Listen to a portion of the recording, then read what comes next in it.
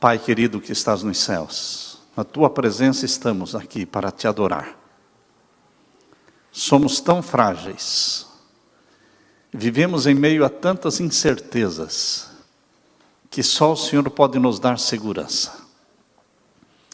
O Senhor é a rocha da nossa salvação, a nossa fortaleza, socorro, abrigo, esconderijo, esperança. O Senhor é tudo o que nós temos. Peço-te uma bênção especial para minha mãe, que nesta manhã caiu e quebrou 2 costelas.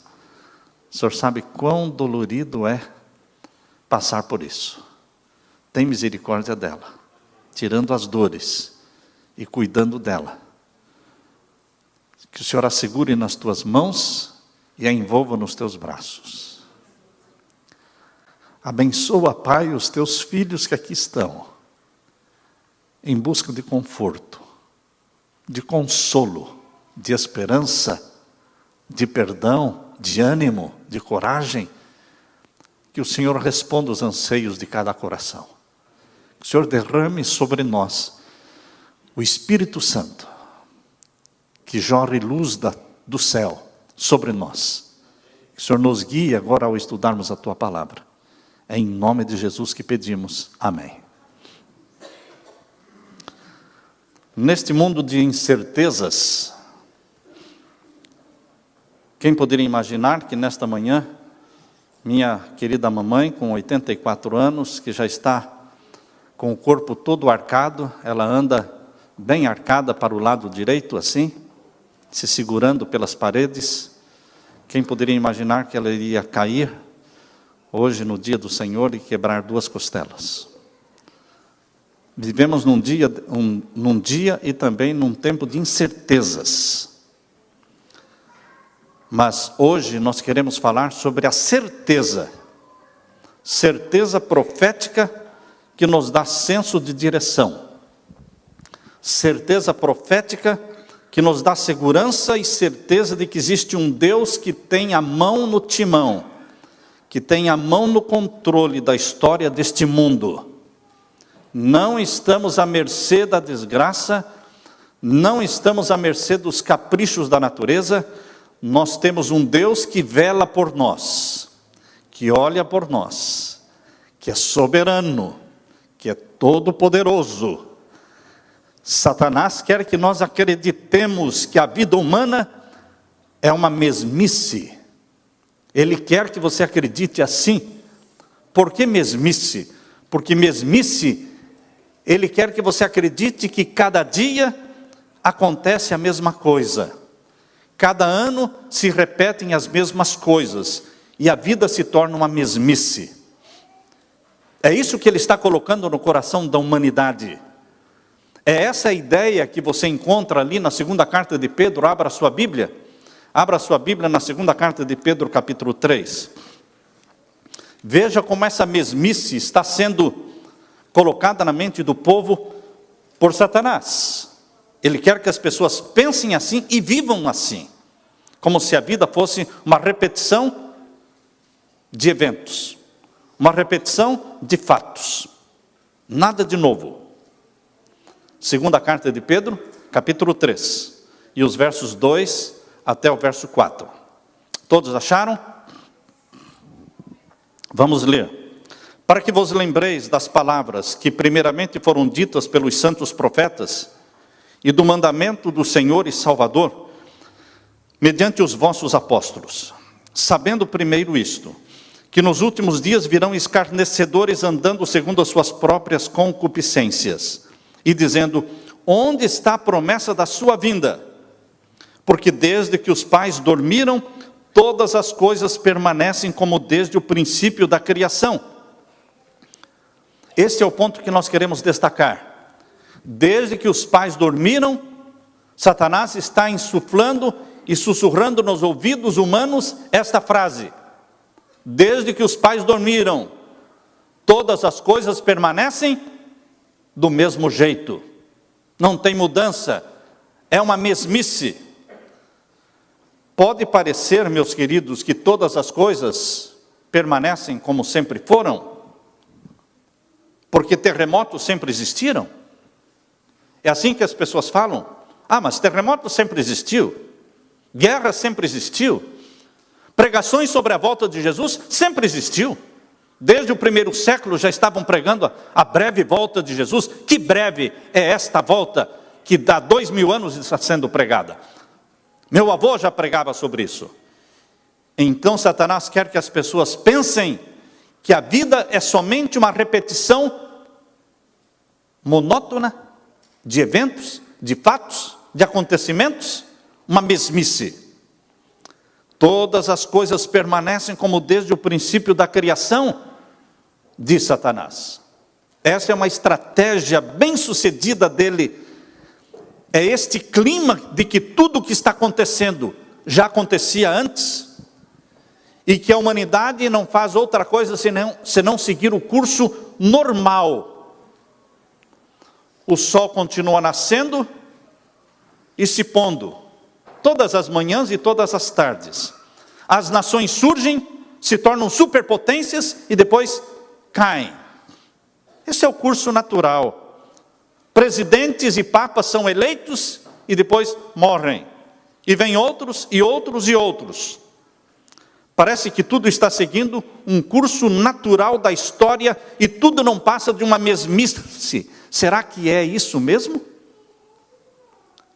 Você acredita que a vida é uma mesmice? Você acredita que a vida cristã é também uma mesmice? Você consegue identificar, meu querido irmão, alguma coisa que esteja acontecendo no mundo e que seja diferente? Coisas que estão acontecendo diante dos nossos olhos e que nunca aconteceram antes? Satanás não quer que você preste atenção nessas coisas. Porque ele continua dizendo, desde que os nossos pais dormiram, tudo permanece igual. Por acaso a legalização do casamento de pessoas do mesmo sexo é algo que está se repetindo ao longo dos séculos? Não. Isso não está se repetindo ao longo dos séculos. Isto é algo novo que está acontecendo agora, no mundo. A legalização oficial. Será que a criação do Estado de Israel em 1848 foi algo comum? Não. Em 1948, quando foi criado o Estado de Israel, isso não é uma repetição de fatos históricos. Isso é um elemento único. É um evento único. Será que a criação do Estado palestino é uma mesmice? Não. Nunca existiu o Estado palestino na face da terra. Estão criando um Estado que nunca existiu. Estado palestino. Por quê? Para quê? A profecia geralmente aponta para coisas incomuns, que são inconfundíveis e que não podem ser confundidas com coisas que acontecem todos os dias, todos os anos. Por exemplo, a extinção da ordem dos jesuítas em 1773. É uma coisa comum? Isso é uma coisa normal? O próprio Vaticano eliminar uma ordem da própria igreja? Foi assim que o Papa Clemente XIV, por um decreto, eliminou a ordem dos jesuítas forever, para sempre, em 1773. O Illuminati jesuíta foi criado no lugar da ordem dos jesuítas, no dia 1º de maio de 1776. Isso é um elemento único, um evento único. Em 1776 também surge no mundo uma superpotência, que é a superpotência dos últimos dias, Estados Unidos da América do Norte. E em 1776, a França reconhece os Estados Unidos como nação. A primeira nação a reconhecer os Estados Unidos como nação foi a França, em 1776. E os Estados Unidos nasce como uma nação do iluminismo, a nação da razão, cujo Deus é a razão. Isso não é mesmice? Nós estamos falando de coisas que nunca aconteceram. E aconteceram uma vez. E quando as coisas acontecem Desta forma, são sinais proféticos que nós temos que atentar. A prisão do Papa Pio VI em 1798 foi uma ação única. Nunca tinha acontecido isso. A prisão do Papa Pio VII em 1809. Interessante, foram 2 papas presos em sequência. Pio VI, 1798, e Pio VII, em 1809, preso também. A perda dos estados papais, em 1870, isso é coisa única. A restauração dos jesuítas em 1814, Papa Pio VII restaura os jesuítas forever, para nunca mais serem extintos, 1814. Os dois usaram a frase forever. Guilherme Miller é um indivíduo único, que começou a estudar as profecias de Daniel, e em 1831 começou a pregar.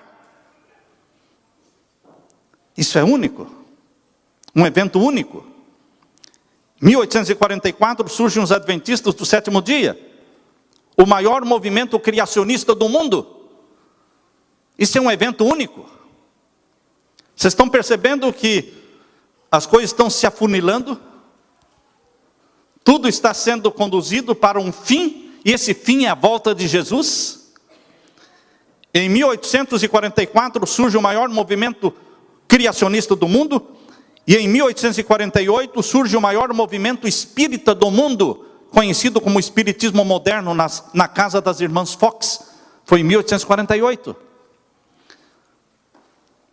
Maior movimento criacionista, maior movimento espírita, 4 anos depois, 1848. Em 1858, 10 anos depois, Deus deu a maior visão que já foi dada para um ser humano. A visão que durou horas, mostrando desde a queda de Lúcifer do céu, até a volta de Jesus, e o fim do milênio, a Nova Jerusalém. A visão do grande conflito foi dada para Ellen White em 1858. E nesta visão, Deus mostra para ela e para nós que o papado ferido de morte em 1798 iria ressurgir, iria ressuscitar, iria ser restaurado, contrariando o cenário mundial, contrariando os fatos históricos. A mensagem adventista sempre foi na contramão dos fatos históricos. Por quê? Porque a história dizia, o papado está morto para sempre. Em 1859, Charles Darwin começou o maior movimento evolucionista do mundo. Estão percebendo? Maior movimento criacionista, maior movimento espírita, maior movimento evolucionista, tudo funilando para o tempo do fim. Porque foi em 1859 que Charles Darwin publicou seu livro Origem das Espécies. Isso foi em 1859. Mas em 1860, um ano depois, surgiu no mundo um nome: Adventistas do Sétimo Dia. Esse é o nome que Deus deu. Em 1860, um ano depois do movimento evolucionista, surge o maior movimento criacionista, porque o próprio nome Adventistas do Sétimo Dia é um ataque direto ao evolucionismo. Porque nós carregamos no nosso próprio nome o sinal do sétimo dia, que comemora Deus como Criador dos céus e da terra. É um ataque ao evolucionismo. Em 1863 foi organizada oficialmente a Igreja Adventista do Sétimo Dia. Em 1870, 7 anos depois, Garibaldi unificou a Itália e o papado perdeu todo o poderio temporal e civil ao perder a soberania dos estados papais. Os pregadores adventistas foram ridicularizados porque a profecia de que o papado ressuscitaria com muito poder ficou inviável. O historiador filósofo inglês Thomas Carlyle, ele disse: o papado jamais retornará. A história estava falando isso, mas a pregação adventista ia contra os fatos históricos, dizendo: o papado vai ser restaurado, e com muito poder. Os pregadores adventistas foram chamados de desatualizados, iludidos, ingênuos, confiando unicamente na profecia de Apocalipse 13. Os pregadores adventistas estavam na contramão do mundo, pregando algo que contrariava os fatos históricos. E a pregação adventista era de que o papado retornará, com mais poder do que antes. E o que aconteceu? A história começou a mudar. Porque em 1914, o Papa Benedito XV, ou Bento XV, foi eleito com 14 nações representadas na sua eleição. Quantas? 14 nações foram representadas na eleição de Bento XV, 1914. Quando Bento XV morreu em 1922, 25 nações estiveram ali presentes. De 14 pulou para 25 nações. Em 1929 foi assinado o Tratado de Latrão, restaurando o Estado do Vaticano. Em 1939, Pio XII foi eleito com 50 nações presentes. Perceberam? Como as coisas estão caminhando? E a pregação adventista está se tornando verdadeira? Digna? Confiável? Em 1959, Papa João XXIII convoca o Concílio Vaticano II para fazer uma reunificação do cristianismo. Ali naquele concílio foi decidido não mais chamar os protestantes de hereges. Isso foi decidido por João XXIII no Concílio Vaticano II. Mas chamá-los de irmãos separados. E foi ali que João XXIII abriu as portas da Igreja Católica para a maçonaria, porque até então não podia ser um maçom católico ou o católico ser maçom. Mas aí abriu as portas, dando as boas-vindas para a maçonaria. Em 1963, o Papa Paulo VI foi eleito e se tornou o primeiro Papa que visitou os Estados Unidos. Isso é uma coisa, isso é uma mesmice? Isso é uma coisa que se repete sempre? Não, irmãos. O primeiro Papa a visitar os Estados Unidos, na história dos Estados Unidos e na história do Vaticano, foi Papa Paulo VI. O primeiro Papa a visitar 6 continentes, Paulo VI, recebeu o título de Papa Peregrino. Os historiadores diziam, o papado jamais retornará. A pregação adventista dizia, o papado vai ser restaurado. E com mais poder ainda. No dia 2 de julho de 1963, o presidente John Kennedy visita o Papa no Vaticano. Em outubro de 1965, o Papa Paulo VI transpõe um abismo que separava o Vaticano e os Estados Unidos. E foi o primeiro Papa que visitou os Estados Unidos e o primeiro a comparecer na ONU, Organização das Nações Unidas, com 100 nações representadas ali. E na ocasião em que o Papa Paulo VI visitou as Nações Unidas em 1965, outubro de 65, as 100 nações representadas, 99 se curvaram diante dele. Somente o representante da Albânia não se curvou. Só. O Papa João Paulo II, que foi o sucessor, porque João Paulo I morreu em 33 dias. Aí veio João Paulo II, ele visitou 7 vezes os Estados Unidos. Até o antecessor, nenhum tinha visitado os Estados Unidos. E de repente o sucessor de Paulo VI visitou 7 vezes os Estados Unidos. Você pode pensar, pastor, isso tudo é coisa normal. Normal? São coisas que nunca aconteceram. Mas o mundo está dormindo. Não enxerga os sinais proféticos. Por ocasião da morte de João Paulo II, cerca de 200 nações expressaram o desejo de enviar seus representantes para o funeral do Papa. Quantas? 200 nações se comunicaram com o Vaticano, falando que queriam mandar representantes. Não tinha espaço para tanta gente. Estiveram presentes no funeral de João Paulo II 4 reis, 5 rainhas, 70 presidentes. Além das autoridades governamentais e ex-presidentes que estiveram lá, muitos deles. Muitos deles permaneceram em Roma até que Bento XVI fosse eleito e participaram da posse dele.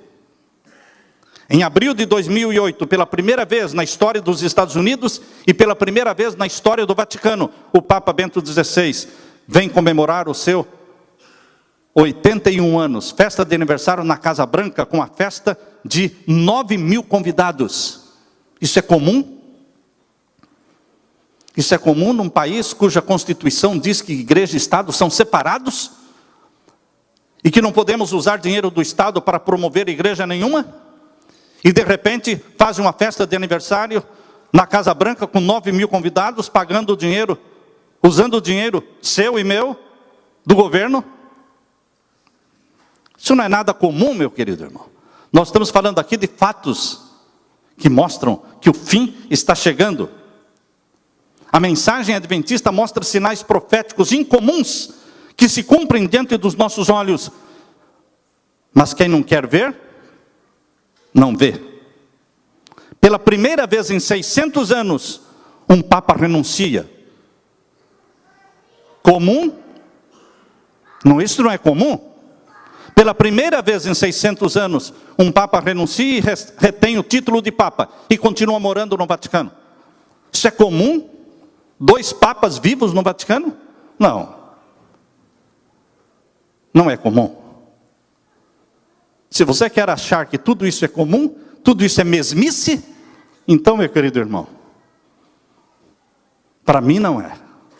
Deus está falando que tudo está se afunilando para a volta de Jesus, o tempo do fim. Nada do que dissemos até agora pode ser considerado acontecimento comum. Estamos apresentando sinais proféticos que são incomuns, que contrariam historiadores, e que, sem dúvida, devem ser vistos como sinais do fim, da volta de Jesus. Em 1908 foi fundado o Concílio Federal das Igrejas, com 31 igrejas, denominações. Concílio Federal das Igrejas. Quando descobriram que o Concílio Federal das Igrejas, que é o primeiro nome do Concílio Mundial das Igrejas, hoje você conhece o nome Concílio Mundial das Igrejas. Mas o primeiro nome era Concílio Federal das Igrejas, com fortes ligações com o comunismo. Quando descobriram as fortes ligações do Concílio Federal das Igrejas com o comunismo, então eles mudaram de nome. Passaram a chamar de Concílio Nacional das Igrejas. E foi o Concílio Nacional das Igrejas que fez uma recomendação à Suprema Corte dos Estados Unidos, pedindo que proibissem a oração nas escolas públicas e proibissem também o estudo da Bíblia nas escolas públicas. Quem fez isso? Concílio Nacional das Igrejas, ou seja, o Concílio Mundial das Igrejas, na sua segunda fase. Porque a primeira fase foi o Concílio Federal, depois o Concílio Nacional, e agora o atual é o Concílio Mundial das Igrejas. Foram eles que pediram para arrancar Deus das escolas, arrancar Jesus das escolas, arrancar Bíblia das escolas, e eliminar as orações nas escolas. Você pode entender como é que eles podem fazer isso? Concílio Mundial das Igrejas, Concílio Nacional das Igrejas, Concílio Federal das Igrejas, nunca trabalharam para Jesus. Eles estão trabalhando para outro Senhor. Para outro Senhor. Recebem financeiramente apoio dos Rockefellers. Os Rockefellers subvencionaram financeiramente o Concílio Federal, subvencionaram financeiramente o Concílio Nacional, e é um dos maiores contribuintes para o Concílio Mundial das Igrejas. Sempre os Rockefellers. Hoje o Concílio Mundial das Igrejas tem 334 denominações diferentes, filiadas a ele. Menos a Igreja Católica. Você pode imaginar por que o Concílio Mundial das Igrejas reúne 334 denominações religiosas, menos a Igreja Católica? Porque aquilo que é do Vaticano, eles não querem demonstrar que é deles. Se eles colocassem o nome deles como filiados ao Concílio Mundial, isso tiraria muitas igrejas do Concílio Mundial. Mas como eles não colocam o nome ali, então todas estão ali achando que é uma coisa maravilhosa, sendo que por trás o Vaticano está controlando tudo, mas não coloca o nome como filiada. A Igreja Adventista também não é filiada. Não tem filiação com o Concílio Mundial das Igrejas. Só tem observadores. Tanto a Igreja Católica como a Igreja Adventista, eles têm observadores que assistem aos concílios, como observadores. A união das igrejas protestantes com a Igreja de Roma é uma profecia. O Concílio Mundial das Igrejas é uma estrada única, de uma mão só, que leva todo mundo para Roma. Eu vou repetir isto. O Concílio Mundial das Igrejas é uma estrada de mão única, que está levando todo mundo para Roma. Tudo para Roma. Colocando o mundo todo e todas as igrejas e dominações submissas ao poder de Roma.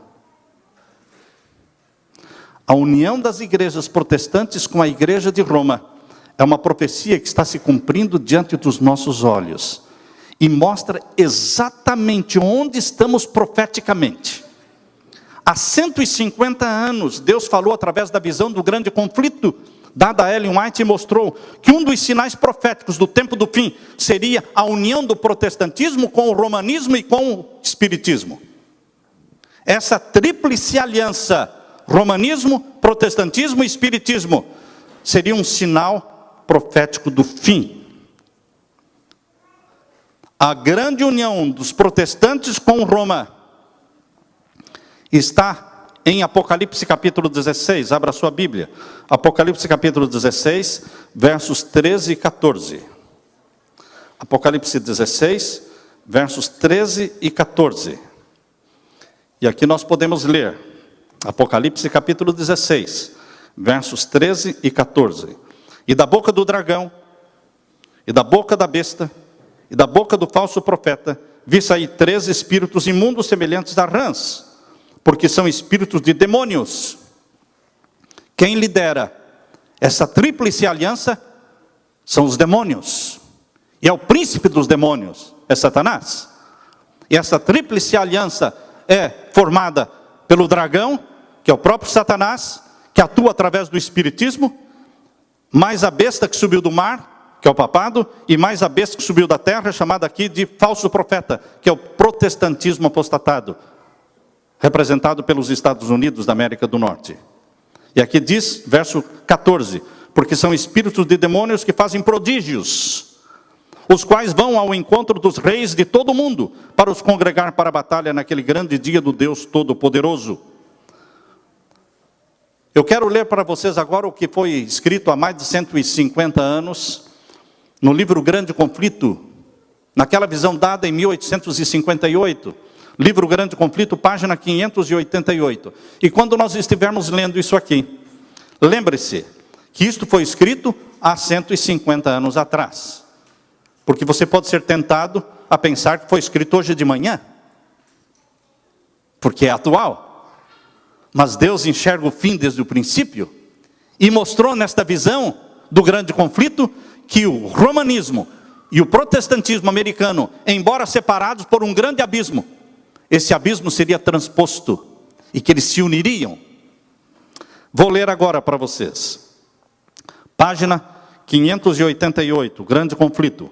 Mediante os 2 grandes erros, a imortalidade da alma e a santidade do domingo. Quais são os grandes erros? Imortalidade da alma e a santidade do domingo. Mediante esses 2 grandes erros, Satanás há de enredar o povo em suas malhas. Satanás não precisa de muitas armas. Ele usa simplesmente 2 pontos: imortalidade da alma e a santidade do domingo. Enquanto o primeiro que é a imortalidade da alma, lança o fundamento para o espiritismo. O último, que é a santificação do domingo, lança a simpatia para com Roma. Os protestantes dos Estados Unidos serão os primeiros a estenderem as mãos através do abismo para apanhar a mão do espiritismo. Estender-se-ão por sobre o abismo para dar mãos ao poder romano. E sobre a influência desta tríplice união, este país seguirá as pegadas de Roma, pisando a pés os direitos da consciência.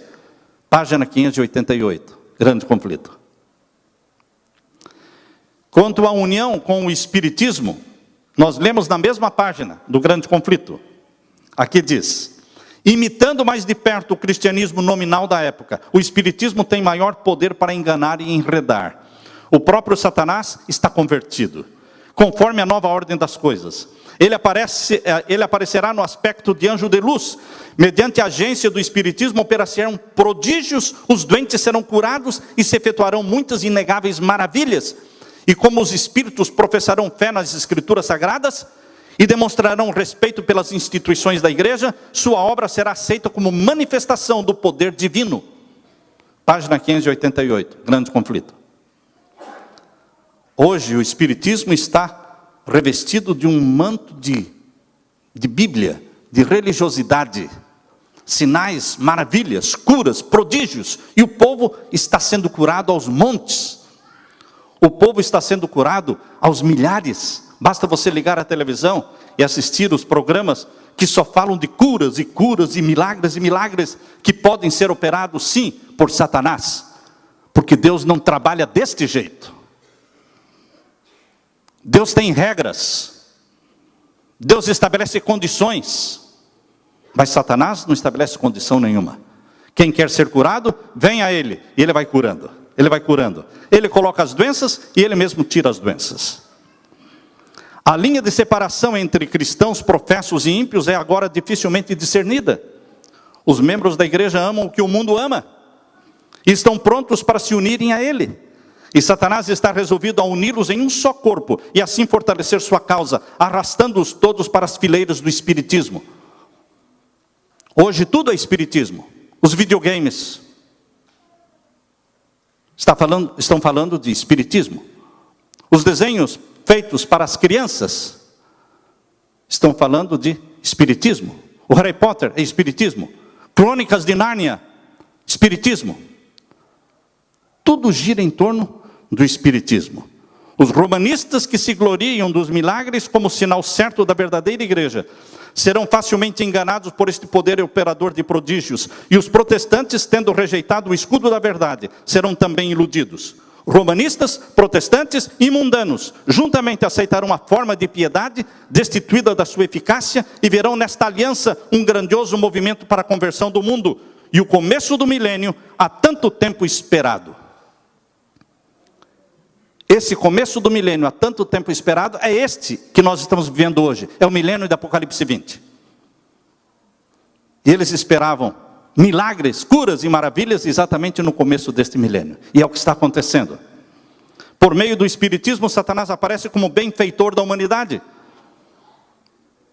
Quem patrocina a maior e a grande quantidade de casas, albergues noturnos, asilos para os pobres, necessitados, quem patrocina tudo isto? A maior sociedade benfeitora da humanidade é o espiritismo. Curando doenças do povo, pretendendo apresentar um novo e mais elevado sistema de fé religiosa. Ao mesmo tempo, porém, Satanás opera como destruidor. Suas tentações estão levando multidões à ruína. Grande conflito, página 589. Agora, queridos, eu quero analisar com vocês um pouco o item número 3. Nós falamos sobre a união do protestantismo com Roma, falamos também sobre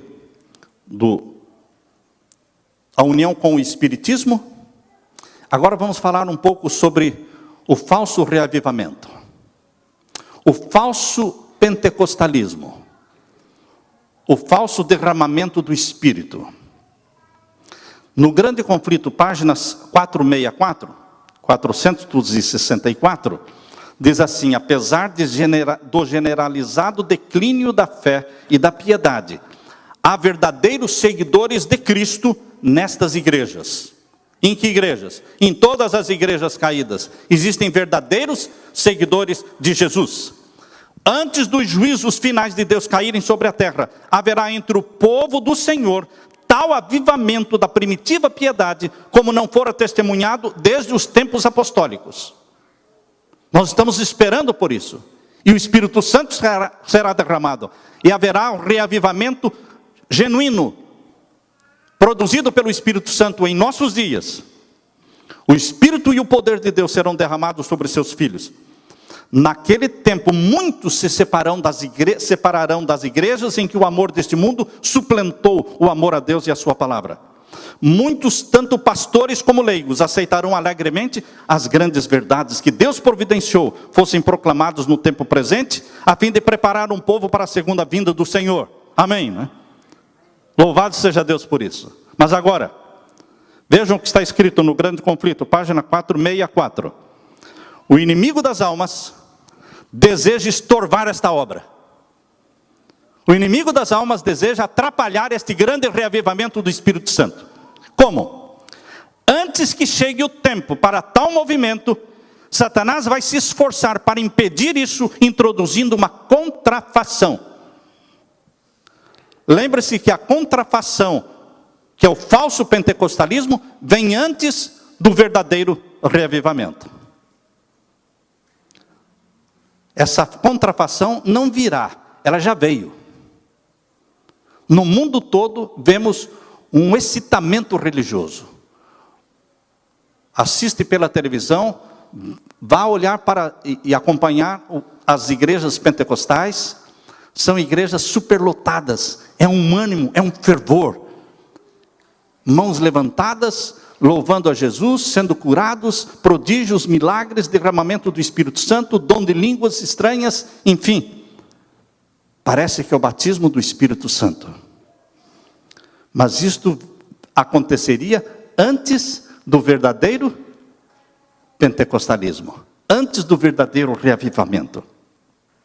Nas igrejas, página 464 ainda diz: nas igrejas que puder colocar sob o seu poder sedutor, Satanás fará parecer que a bênção especial de Deus foi derramada. Manifestar-se-á o que será considerado como grande interesse religioso. Multidões exultarão de que Deus esteja operando maravilhosamente por elas, quando a obra é de um outro espírito. Sob o disfarce religioso, Satanás procurará estender sua influência sobre o mundo cristão. No livro Primeiros Escritos, página 261, é dada essa advertência. Vi que Deus tem filhos honestos entre os adventistas nominais e entre as igrejas caídas. Aleluia por isso. Deus tem filhos honestos entre os adventistas que são mornos. Deus tem filhos honestos entre os mornos adventistas. E Deus tem filhos honestos entre as igrejas caídas. E antes que as pragas sejam derramadas, ministros e povo serão chamados a sair dessas igrejas e alegremente receberão a verdade. Satanás sabe disso. E antes que o alto clamor da terceira mensagem angélica seja ouvido, ele suscitará um excitamento religioso nessas corporações religiosas, a fim de que os que rejeitaram a verdade pensem que Deus está com eles. Satanás espera enganar os honestos e levá-los a pensar que Deus ainda está trabalhando pelas igrejas. Mas a luz brilhará e todos os honestos deixarão as igrejas caídas e tomarão posição ao lado dos remanescentes. Os honestos não vão ser enganados. Primeiros Escritos, página 261. Queridos, o engano será muito grande, porque será difícil reconhecer a contrafação. Assim como a nota falsa é tão perfeita que fica difícil você reconhecer se ela é falsa ou verdadeira, também a contrafação pentecostal, operando através de milagres, prodígios e dons de línguas, isso é tão perfeito que fica difícil discernir. Vejam o que Deus fala no livro Grande Conflito, página 593. O anticristo vai operar suas obras maravilhosas à nossa vista. Tão meticulosamente a contrafação se parecerá com o verdadeiro, que será impossível distinguir entre ambos sem o auxílio da Bíblia. Impossível distinguir o falso do verdadeiro, tão perfeito que é o falso. Impossível distinguir sem o auxílio das Escrituras Sagradas. Pelo testemunho das Escrituras Sagradas, toda declaração e todo prodígio deverão ser provados. Nós vamos ser muito tentados a aceitar o falso como sendo verdadeiro, porque vem com muito poder e com muitos milagres, que não podem ser negados. Mas nós temos que estar com os olhos na Bíblia, e nós devemos nos sustentar em cima daquilo que sustentou Jesus. Está escrito. Está escrito. Não importa a aparência, não importa o poder, o que importa é o que está escrito na palavra de Deus. São as enganosas maravilhas do diabo que irão cativar o mundo, e ele fará descer fogo do céu à vista dos homens. Ele realizará milagres, e esta maravilhosa e poderosa obra de milagres se espalhará pelo mundo todo. E isto já começou. Tanto a igreja de Deus, como também as igrejas caídas, estão esperando pelo batismo do Espírito Santo. A igreja adventista está sonhando e pedindo pelo batismo do Espírito Santo. E as igrejas caídas estão fazendo o mesmo pedido. Agora vejam o que foi revelado há 150 anos. Vi-os erguer os olhos para o trono e orar: Pai, dá-nos o teu Espírito. Satanás, então, inspirava-lhes uma influência malévola. Nela havia luz e muito poder, mas não suave amor, gozo e paz. O objetivo de Satanás era mantê-los enganados. Quando as pessoas não querem obedecer a Deus e clamam pelo batismo do Espírito Santo, Satanás envia o batismo do Espírito. Assopra sobre eles o seu Espírito. Para aqueles que amam Jesus e são obedientes aos mandamentos do Senhor, o Espírito Santo é derramado sobre eles.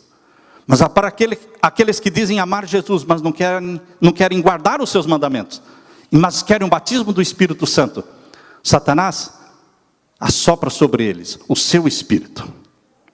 Este falso reavivamento, este falso movimento pentecostal deve acontecer antes do decreto dominical. Antes do domingo ser imposto obrigatoriamente e mundialmente, antes disso, deve acontecer o reavivamento. E então, queridos, o momento do reavivamento falso é agora. Justo agora, antes da aprovação do decreto dominical. Por que razão as igrejas evangélicas e protestantes nominais e a igreja católica não podem receber o batismo do Espírito Santo? Por quê? Porque só os que aceitam a Jesus como Salvador e estão dispostos a obedecer os seus mandamentos poderão receber o batismo do Espírito Santo. O batismo do Espírito Santo não pode vir na vida de uma pessoa que insiste em pecar deliberadamente, transgredir a lei de Deus. Quando as igrejas principais dos Estados Unidos, ligando-se em pontos de doutrinas que lhes são comuns. Eu estou lendo o Grande Conflito, página 445. Quando as principais igrejas dos Estados Unidos, ligando-se em pontos de doutrinas que lhes são comuns. Quais são esses pontos de doutrinas que são comuns a todas as igrejas? Católica e protestantes. Imortalidade da alma e santidade do domingo. Eles vão se unir ou já se uniram nesses dois pontos? Já se uniram nesses dois pontos. Quando as principais igrejas dos Estados Unidos, ligando-se em pontos de doutrinas que lhes são comuns, influenciarem o Estado para que imponha seus decretos e lhes apoie as instituições, a América protestante terá então formado uma imagem da hierarquia romana e haverá inflição de penas civis aos dissidentes, será o resultado inevitável. Mas na Bíblia, em Apocalipse 14, verso 12, abra sua Bíblia, Apocalipse 14 e o verso 12. Na Bíblia existe um texto, e esse texto de Apocalipse 14, verso 12, que vamos ler agora, Apocalipse 14, verso 12, vem em contraste, vem na contramão de toda esta multidão religiosa que está buscando o batismo do Espírito Santo, mas não quer guardar os mandamentos de Deus. E Deus fala, olha aqui, olha, os santos de Deus que receberão o Espírito Santo são estes, Apocalipse 14, verso 12. Vamos ler. Aqui está a paciência dos santos. Aqui estão os que guardam os mandamentos de Deus e a fé de Jesus. No mundo que não quer saber nada com a lei de Deus, no mundo que não quer guardar o sábado bíblico como sendo o dia do Senhor, Deus não pode derramar o seu Espírito sobre eles. Queridos, a mensagem de Deus, através da obediência aos mandamentos e aceitação de Jesus como Salvador, é uma forte advertência contra os que adoram a besta e a sua imagem, mediante a santificação do domingo. Os que guardam os mandamentos de Deus são colocados aqui em contraste com os que santificam o domingo e recebem o sinal da besta. A obediência à lei de Deus e principalmente a observância do sábado bíblico deverá assinalar a distinção entre os adoradores de Deus e os adoradores do anticristo. Alguém pode dizer: pastor, mas eu não quero ser um adventista. Você tem toda liberdade para escolher não ser um adventista. Alguém pode dizer: eu não quero crer em Deus. Você tem toda a liberdade para não crer em Deus. Alguém pode decidir continuar vivendo a sua vida de pecados. Mas qualquer pessoa que tenha raciocínio, qualquer pessoa que use a razão, perceberá que a mensagem adventista não é vazia. Ela é relevante, ela é digna de aceitação, ela é comprovada pela história, e ela precisa ser acreditada. Ela precisa ser aceita. Porque a mensagem adventista é que vai preparar o mundo para a volta de Jesus.